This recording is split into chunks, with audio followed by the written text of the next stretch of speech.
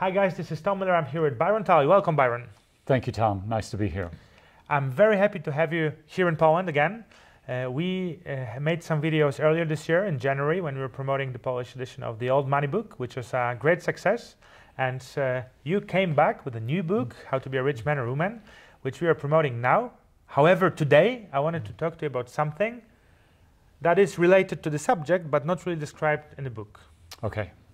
So I want to get back to a private conversation we had in January. We were eating dinner, and we were discussing things that are interesting for us. So we were talking about managing your assets, your wealth.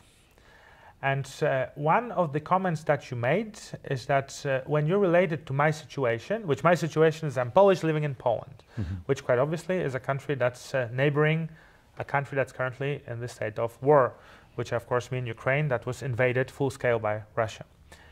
And you told me that when you are managing your assets or when you're taking care of your wealth, and you used that term that really stayed in my mind, in a volatile environment, then you should maybe consider this, that, and so on. And this is what I wanted to talk to you about because it struck me a lot. Sorry for a long introduction, but just No. what was so interesting to me is that I live in Poland on a daily basis, of course, every day. Yes, so it's normal to me. I know that tomorrow I'll wake up and there will be war in a country just next to Poland. Yes, so I think that we here in Poland are maybe getting a little bit immune to this situation. First of all, getting used to it, and second of all, of course, thinking about it. Of course. Taking some measures regarding how to keep your assets and how to stay safe, first of all. But maybe we also have some hope that it will all be good, yes? And when you look from the outside, maybe it looks different. And the term you used, volatile environment, really struck me. So I was wondering, what are your thoughts on this? As a person that you're coming, like you are from the US, you live in France.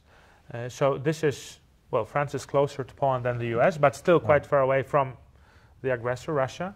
So I was wondering, what are your thoughts on how you should stay safe? And if you are already safe, how you should or could keep your wealth safe as well?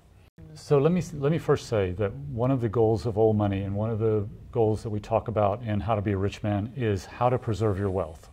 So if what I'm going to talk about falls under that umbrella, but in a different context of, all right, there is war going on in the country next door to you. And it's easy to find alarmist, very dogmatic opinions and influencers and blog posters online who talk about this kind of thing in very urgent and severe terms. And I don't want to be a part of that or to convey that. I want to say that, yes, it is easy. It's amazing what you can become used to, what anyone can become used to, that there's a war going on in the country next door. And, well, I still have to get up, I have to feed the kids, I have to get to work, I have to get them to school, and life tends to go on, and you can become immune to it, forget about it a little bit. And I think it's important to stay, in a sense, optimistic about the future. That's very important. In saying that, you have to be aware that history is full of examples of families and individuals losing their wealth and not due to anything of their decision making or their choices, but in the sense of they become victim of geopolitical conflicts, wars, dictatorships, these things that wipe out wealth. Wealth that's been created in generations has just gone overnight, almost, and sometimes really overnight. So I would encourage people to take a very deliberate and circumspect approach to preserving their wealth in Argentina, in Vietnam, in countries around the world throughout history. You do have these very painful examples of currencies devaluating, armies invading, dictators taking over and nationalizing or taking control of the banks. and impoverishing a lot of people.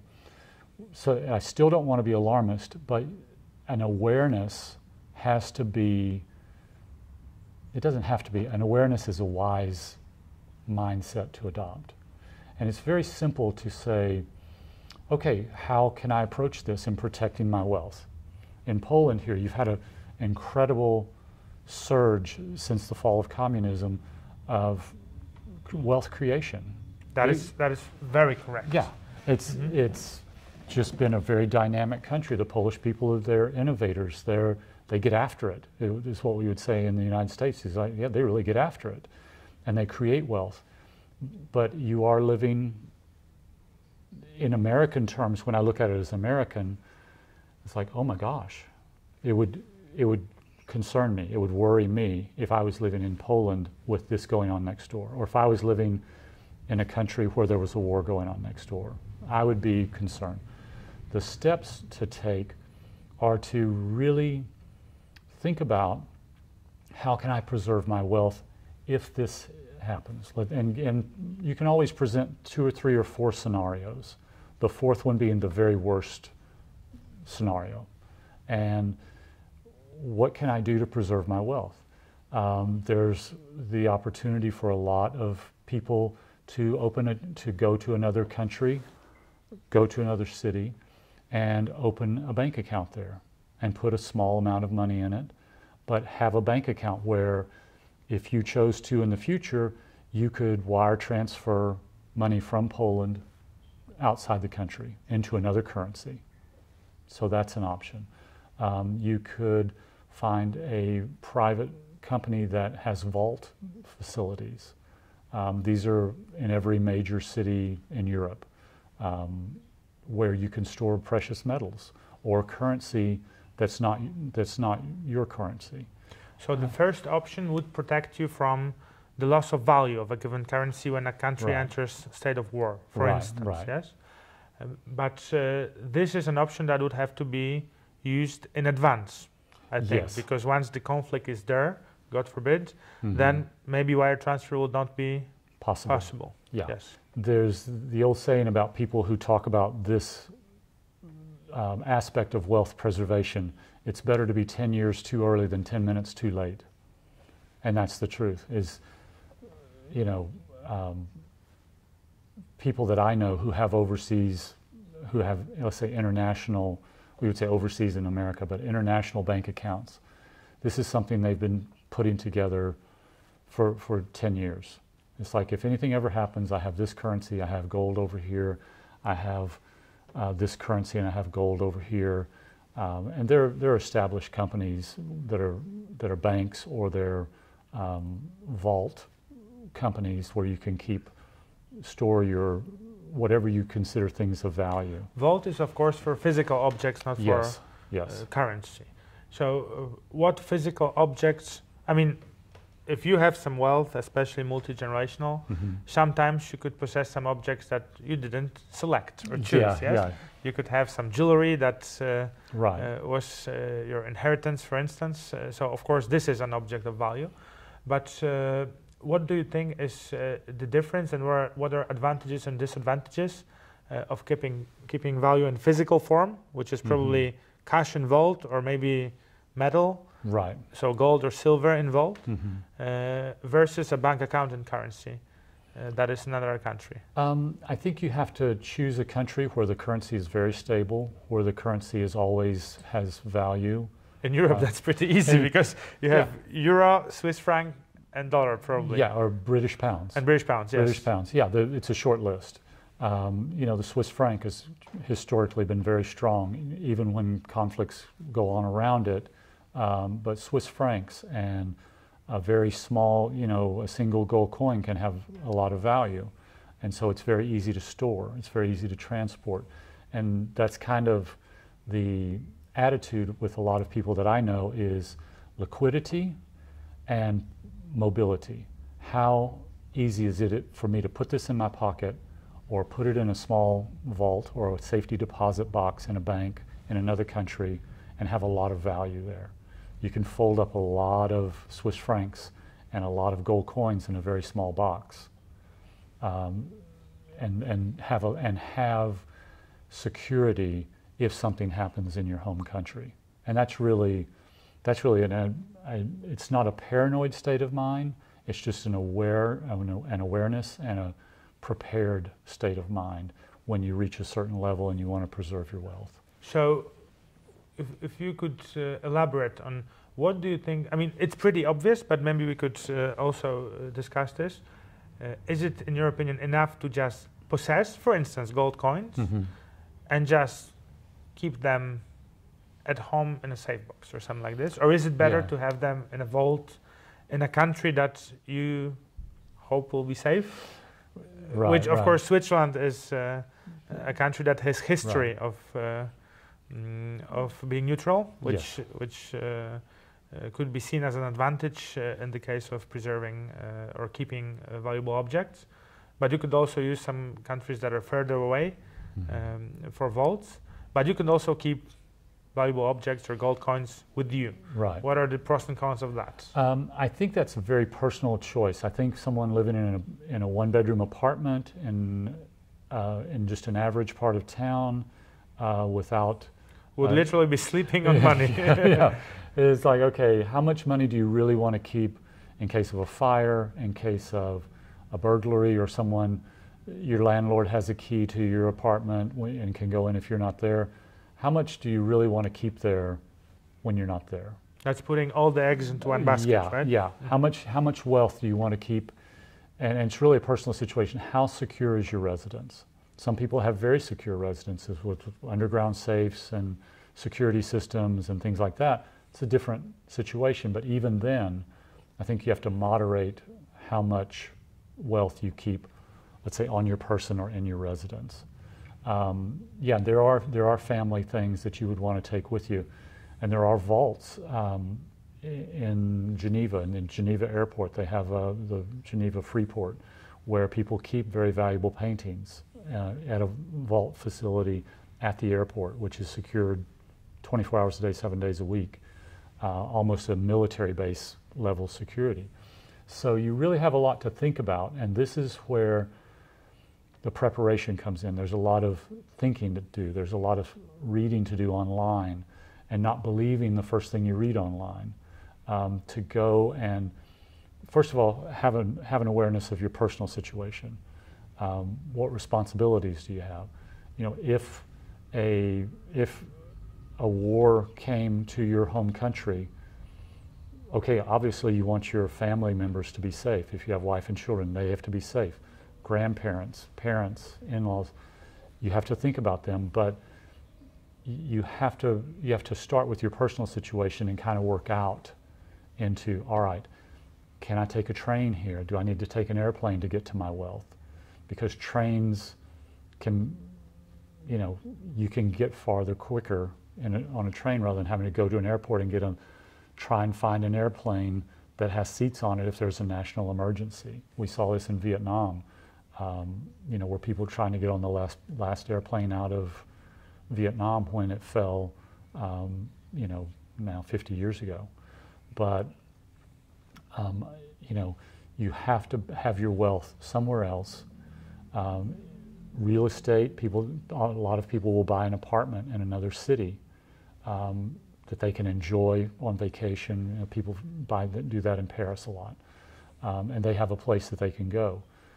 This is at a different financial level, a different investment level, different tax considerations, different situations for different people. And maybe this is out of the realm of a lot of people listening to this video.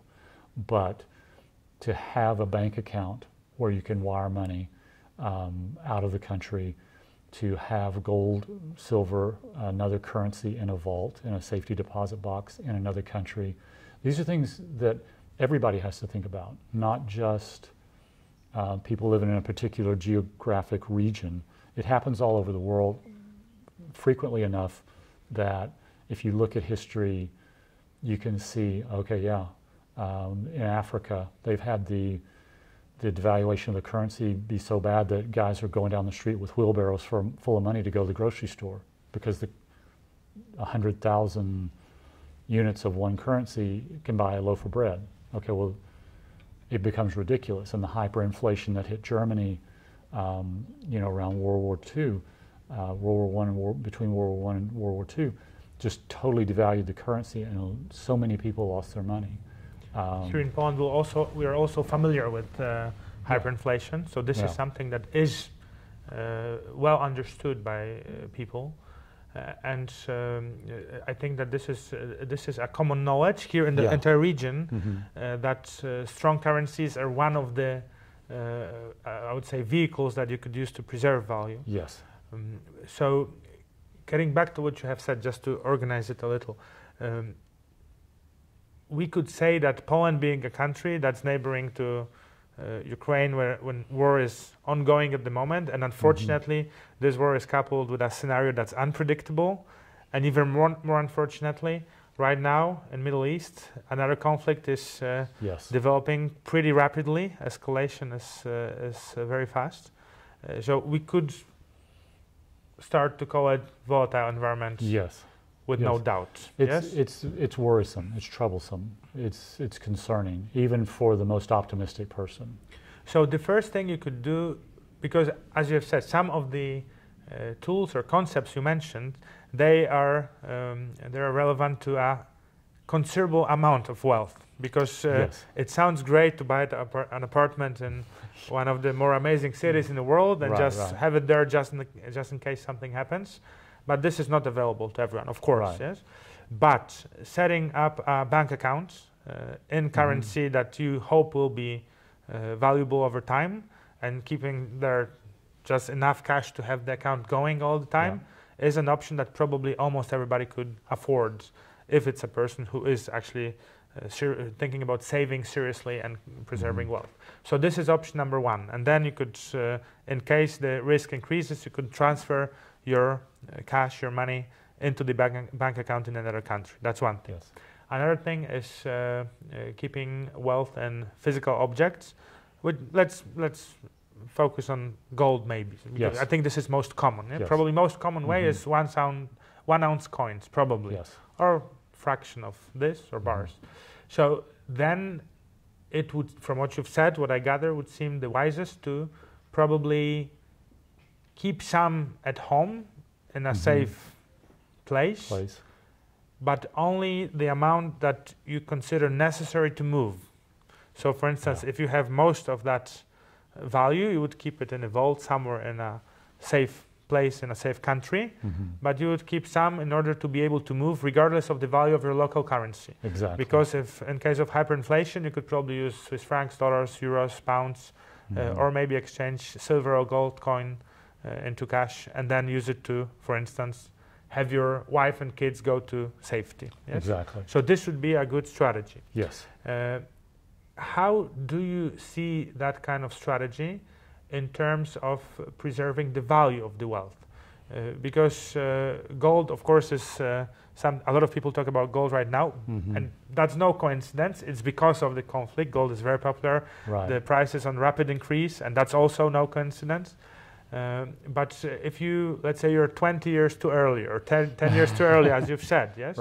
Then maybe putting everything you have in gold coins somewhere in vault, which will, let's say the price of gold will be constant during that time, and you still will have to pay for the vault, which will eventually decrease the value of the, let's say, principal you put in the vault.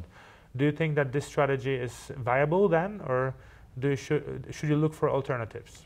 Also, on the top of that. Yeah, I think you have to make it worthwhile when you go look at a vault vendor to go, okay, this is going to cost me this much money a month.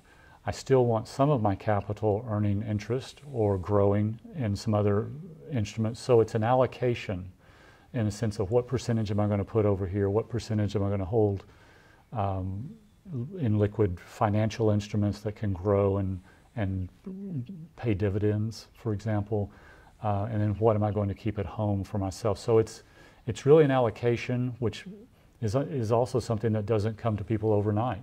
You sit there and go, okay, if I do this, and you do the math, and this vault is going to cost me this much, the price, what you put in a vault is something where you go, I want to make sure that this holds its value. what is the cost of holding that asset?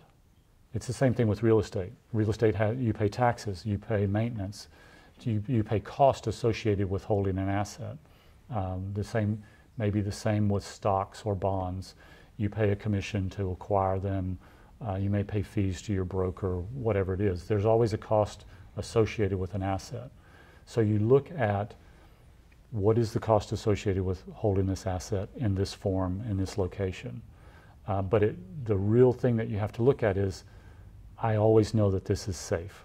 If it costs me so much money a year to keep the vault, I still know that I have a safe, secure nest egg that if everything else goes bad, I still have money to survive and figure out a way to start over.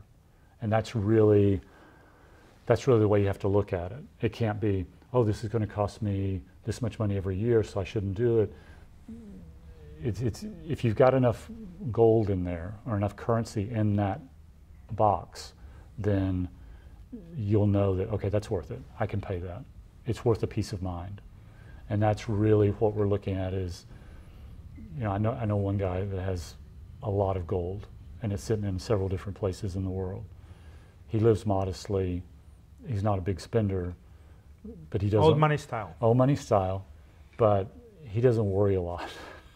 It's like, whatever happens in the world, he's okay. And that's a great feeling. But it's taken him time to set all that up, because it's not like, I don't recommend someone going through an airport with $100,000 worth of gold. That's just not a good idea. And it raises too many questions. It brings you into the circle of having the attention from law enforcement authorities on you. That's not a plan. You'll be noticed, you'll be registered probably. Yeah. Probably also stopped, because I think recently I was in Aberdeen, Scotland, and I was surprised to see a big poster saying that there are gold coins, and it said it's also cash. If you have, please declare. Yes? Yeah, please declare. You can't move around with that much money.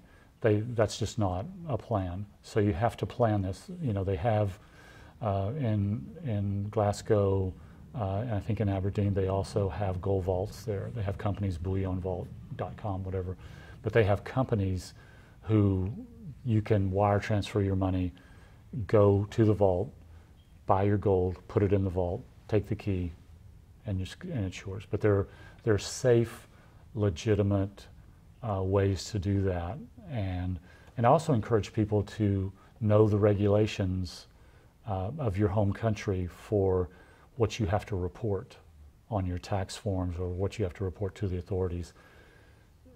Yeah, you want it to be safe. Yeah, you want it to be private, but you don't want to run afoul of regulations of like, okay, I have to report this. Okay, you have to report it.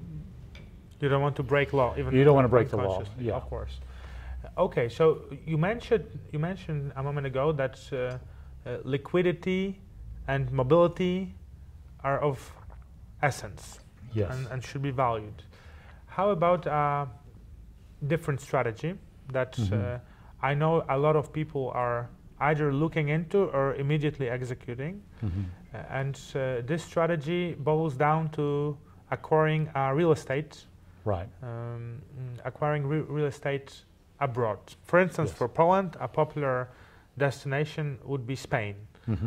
And I met a lot of people who are interested in acquiring an apartment in Spain or a house in Spain that could be used as your summer house, but also could be used as a safety house, for instance, to have your wife, your kids, maybe parents, in case of conflict, move to Spain for that time. And some people would consider doing this by loaning the money to purchase such property. Some people would just turn their assets into that property, so they would spend their money to buy that property. Right. What do you think about this? Is this in the light of better 10 years too early than 10 minutes too late? Right. Do you think this is a good strategy, or do you think this is a strategy that's maybe has some drawbacks? I think it's both. I think there's definitely advantage to having a place that you own, that you can go to, and like you say, you could do an Airbnb thing with it, or you could use it as your new or a safety residence. So that's a good thing to know that it's there. It's an uphill exchange rate when you go from the Polish currency into the euro to purchase a place. So that, you know, is this something you have to take it into account. You have to take also it into account. Airbnb. I know that in Barcelona this year, Airbnbs are not very welcome there. I think. Yeah. The locals are very upset with tourists. Yeah. And I know the form of protest is interesting. They spray tourists with water guns. Oh my God. So this was on TV a lot, and this is a form of protest because, of course, a lot of Airbnb in places that are of high tourist interest, like Barcelona, they raise the rates for locals also, so they're upset. So I think this is maybe a factor that should be taken into account, because if this escalates over 10 years, for instance, it might not be so easy, and the plan might not work, right? Right. And that's very, you have to look at the current political situation of where you're going. And yes, Spain, Barcelona is hugely popular. They are tired of tourists. And so you have to look and give a lot of thought. And in purchasing real estate abroad, I would recommend that someone live in that city, in that area, in that country for some time before they decide to purchase. Go there several times and stay a month. Myron, you moved from Los Angeles to Paris. Yes.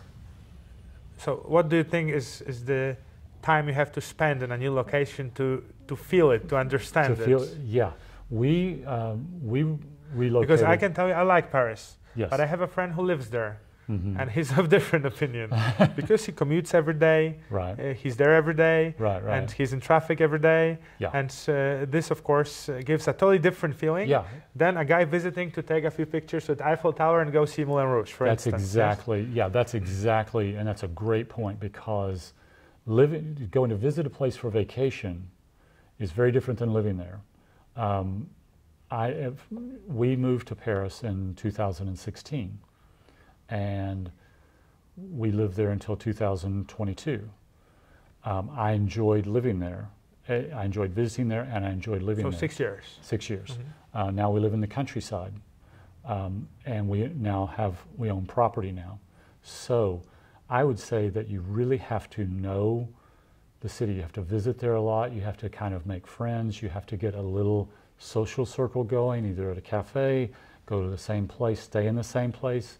You know, there are a lot of apartments for rent wherever you want to look, in cities in the country, and stay there and kind of try to become a local over a 2-week, 3-week, 1-month period of time, several times, to really understand how do these people really feel about expats moving into their community. Can you learn to speak the language? It's a critical issue. In France, it's important. In Spain, it's also important. Yeah, in Spain, and the farther you get away from a big city, the more important it is. Because in Paris, you can survive not speaking French, because the Parisians want to learn to speak better English, and they're in the hospitality business, so everyone speaks English. However, you've got to consider that prior to buying a piece of property, which may or may not be very liquid when you get ready to sell it. A lot of apartments will depend on what we would say in the United States, the homeowners association. How well maintained is the building? What's happening in the area? Is it experiencing gentrification, or is it experiencing flight of its affluent residents? How is that changing? So there's a lot to consider. There's a huge capital outlay for that. There's an absentee ownership aspect to that, which is you're not there initially. So I think you have to really consider. Some problems may arise from this, right? So yeah, if you have an apartment and there's an apartment above you and they have a leaky pipe and the water comes down into your apartment, when are you going to find out about this? How are you going to repair it from a distance? Hopefully not when it's knee deep, right? Yeah, and has ruined everything in the apartment. And how is it dealing with an insurance company in a foreign country? All these things you really have to think about. If you're going to be there 3 months out of the year, if you're going to rent it out and use a property management company, then that's a different thing. You're going to make money and try and make the asset kind of pay for itself. That's a different thing. and it's more, it's a little more involvement on your part, a little more activity happening in your residence. Which should also be taken into account. Yes. A lot of people who generate wealth, they need to spend money on that process, right? On Yes. generating it. So Yes. not necessarily it's easy for them to be in their apartment in another country and take Yeah. care of it Yeah. constantly. Yeah. Yeah. Do you want this to become kind of a second business for you? Then that's another thing to think Because about. that's the threat. That's the actual Yeah. threat with real estate. Yeah. Yeah. That's. It's very tempting, but it requires involvement. Yeah, and a lot of people, I see a lot of people in the United States that are looking online, and they call me. A friend of mine called me from Sweden, and he said, "Man, I'm seeing all these apartments in Spain and these cottages in Spain, and they're so inexpensive." It's like they're out in the middle of nowhere. Nobody speaks English. The pace of life is different.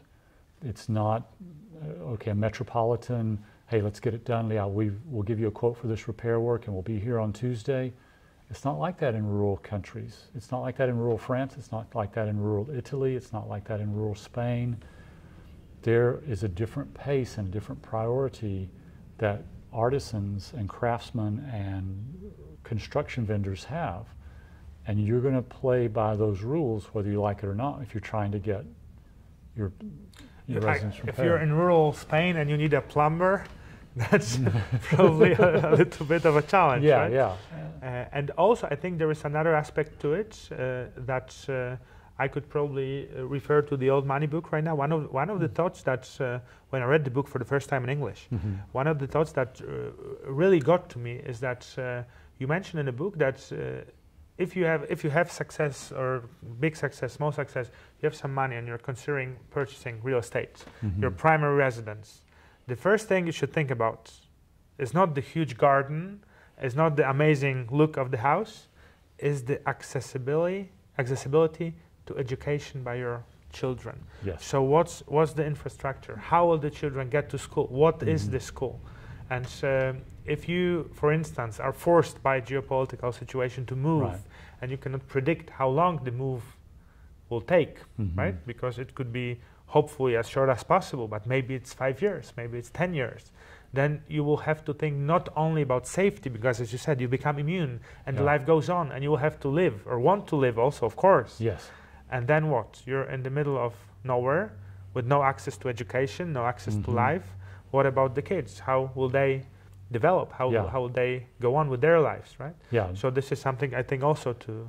That's a real consideration, because there are two things that I would say. If I was going to say, don't buy an apartment or don't buy a house abroad, I would say, first of all, your cash is going to be parked there, cash that you could use to survive and live on month to month.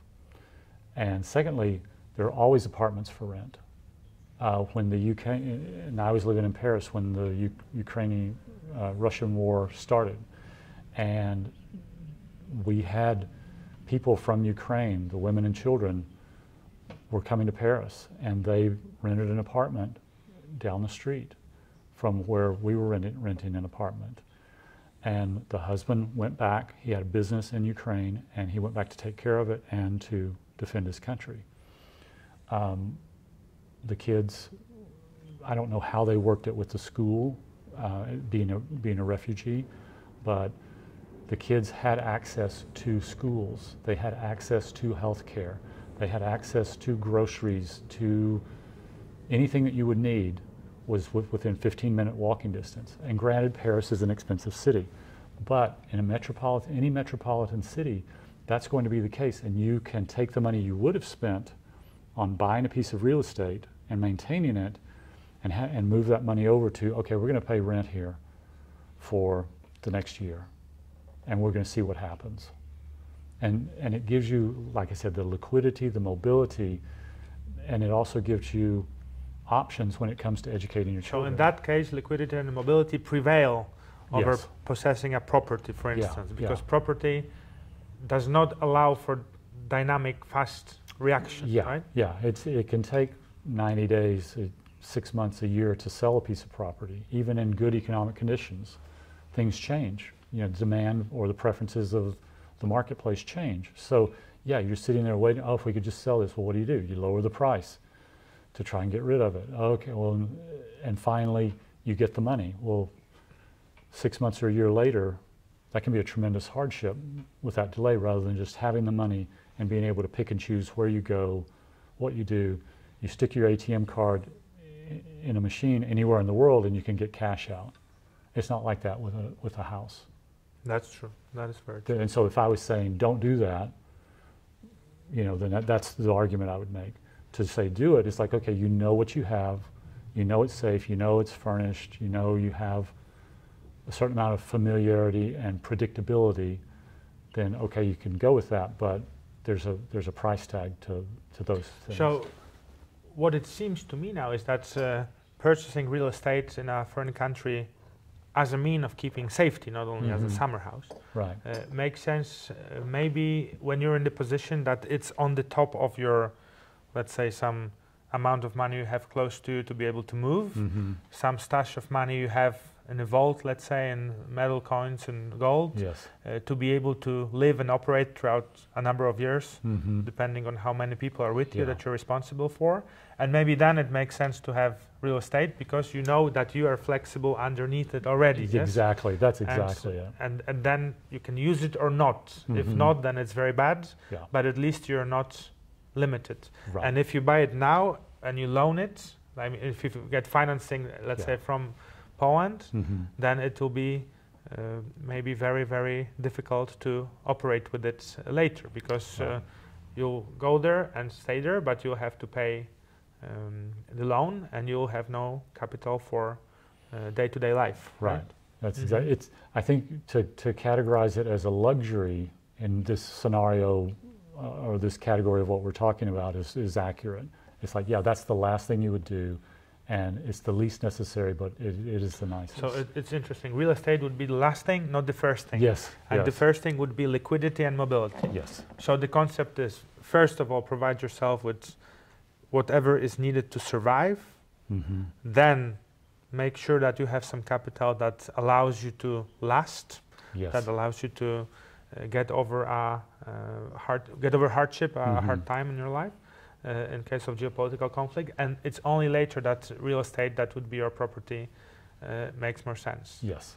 Okay. Yes, absolutely, absolutely, and it's really just, and it is a slow process to kind of define your personal situation, and your personal situation is, for most people, is not just them. It's not just, hey, I'm this guy with an apartment. You've got family, you've got, okay, I want to marry this girl. Okay, you've got in-laws, you've got children. You have a lot to think about. And it's a conversation that, for the people involved, once you have some definite ideas, like, I think this is a good idea. We get used to this. We get immune to the war going on next door. You have to have a conversation with the people who are important in your life, even very close friends, and say, if this goes this way, I'm thinking about this, and I want you to be a part of it. I want you to be safe also. So let's talk about this, because people can have different ideas, but you have to have an idea. You have to have one big idea of, like, we need to prepare for this, not in an alarmist kind of way, not in a crazy kind of way, but in a realistic kind of way where we can be prepared, because there are people. But it's also about actions speaking much louder than words, right? Because you can have 9 strong opinions on how to act. Yeah.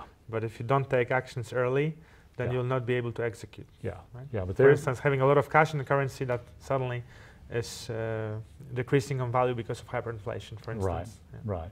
Yeah, and you have to look at where you're thinking about going and what is the history of that country welcoming refugees, if you're looking at an all-out war situation. In the case of Paris and France, they're very generous.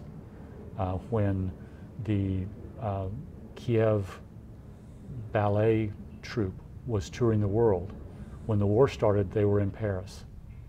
They were stuck there, 17, 18, 19-year-old ballet dancers, and their country's at war, and they're in a hotel.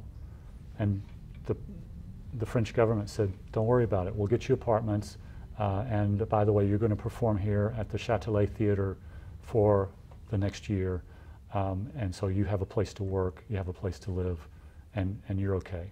That's France. That's one of the reasons I love France, is they open their arms. They're very strange sometimes as a people, but they open their arms when people have trouble.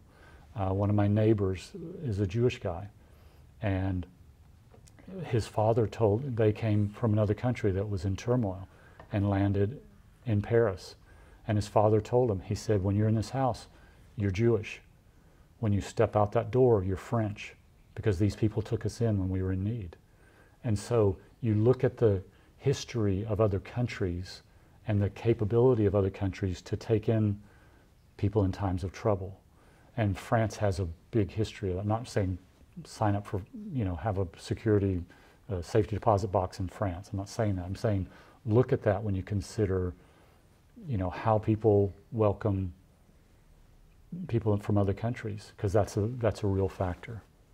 Mm-hmm. So that's really a consideration. Very interesting. And I think again we reached the conclusion that it's one thing to acquire knowledge on the action plan and the reasonable actions. It's another thing that's very, very deep and thoughtful to look into yourself and think about what is your particular situation and what is the best way to address it in a way that makes sense for you, your family, and the people you're responsible for. Yeah, there's a term now that's currently being used a lot in the United States. It's called mapping.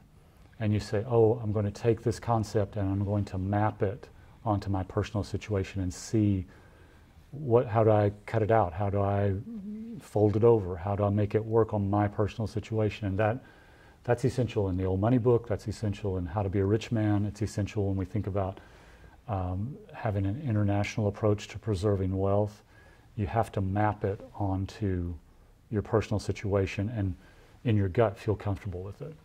Byron, that's very interesting, and I like the term that you used, international approach, because some of the things that you mentioned, they are, I would say, a bit of novelty to me. Because, for instance, I would think that a real estate in a nice sea resort would be an option. It's interesting, because if it's in hard times and in bad situation, it could be, for instance, a place where my family could stay, and in a regular situation, it could be my summer destination. Yes. But as you've pointed out, this is conceptually very, very nice and sounds really good. However, in real life, there's a number of factors that should be taken into consideration that might be individual for every person. Yes. For instance, if you don't have children, or if your children are already grown-ups, maybe a sea resort would be okay, right? Right. But then you maybe have to think about healthcare, and also metropolitan area seems better, right? So it's very, very individual, and I think everybody has to consider remembering and thinking deeply about individual situation. Byron, thank you very much for this conversation. I really enjoyed your concepts from a different perspective than the one I have here on a daily basis living in Poland. So that's very interesting. And guys, if you found that interesting, neither the Old Money book nor the How to Be a Rich Man or Woman are really about geopolitical situation, right? They're more about life concepts on how to generate wealth and then preserve it and enjoy it in a way that provides quality of life. However, those things are, I think, on the very basics, form the very basis of living a fruitful life. Yes. So if this is something that is of interest for you, then all my Polish followers are very welcome to visit mpublishing.pl, where you can purchase both books, the Old Money book and How to Be a Rich Man or Woman. And our international viewers, they're very happy to go to Amazon.com, and there you can buy the English versions of both books. Aaron, thank you very much for this interesting conversation, and see you in next videos. Thank you, Tom.